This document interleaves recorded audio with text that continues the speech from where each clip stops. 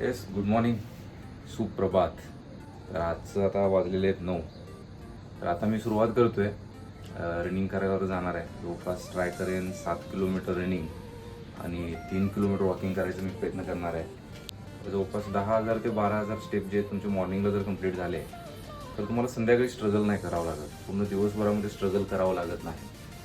तर त्याच्यामुळं मी प्रयत्न करेन की मॅक्झिमम जेवढे स्टेप आहेत ते सकाळच्या वेळेला करायचा प्रयत्न करेन. आणि काय होतं, कामानिमित्तानं आपण ज्या वेळेला ऑफिसला वगैरे जातोय ना, त्याच्यामध्ये अजून जास्त ॲक्टिव्ह होतं.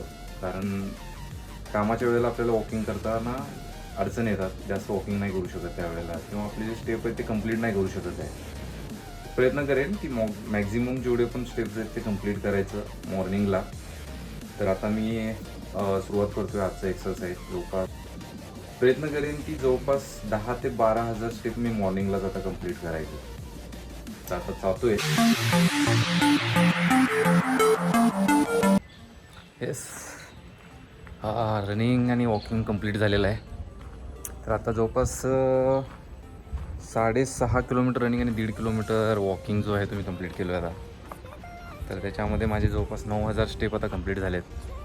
तर आज प्रयत्न करू इझिली 15,000 स्टेप कंप्लीट करण्याचं. चलो, ऑफिसला जाण्यासाठी आज रेडी झालो आहोत. ऑफिसला जातो आहे. ऑफिसला आल्यानंतर संध्याकाळी अपडेट देईन तुम्हाला.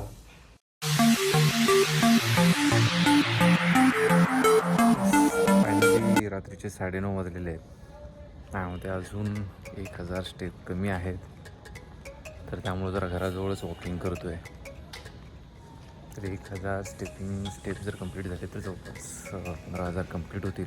आजच्या दिवसाचा जो आपला टार्गेट आहे तो कंप्लीट होईल. नॉर्मली 1,000 आज कमी पडलेत मला, तर होतात आरामात. तर आता थोडं वॉकिंग करतो घराजवळ आणि कंप्लीट करतो आजचं जे 1,000 स्टेप आहेत. 15,000 स्टेप कंप्लीट करून मग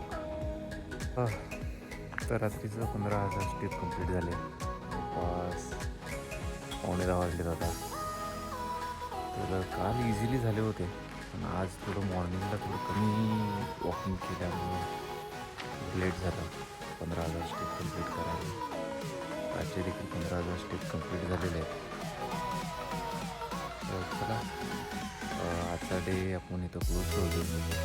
आतापर्यंत व्हिडिओ बघितल्याबद्दल धन्यवाद. तर आज दिवसभरात 15,980 स्टेप जे आहेत ते कंप्लीट झालेले आहेत. आतापर्यंत व्हिडिओ बघितल्याबद्दल सर्वांचे खूप खूप आभार.